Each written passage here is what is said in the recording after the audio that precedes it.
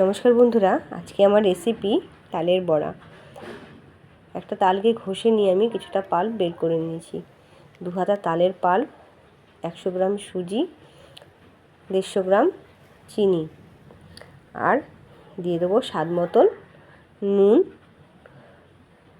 কিছুটা নারকেল কুড়ো আর 3টে কলা দিয়ে ভালো করে মেখে নেব।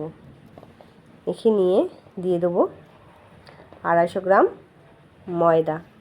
ময়দার সাথে ভালো করে মেখে নিয়ে 10 মিনিটের জন্য রেস্টে রেখে দেবো।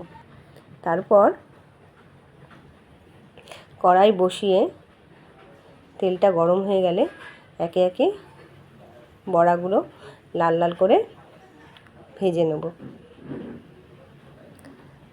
বন্ধুরা, কে কে তোমরা তালের বড়া খেতে ভালোবাসো অবশ্যই কমেন্ট করে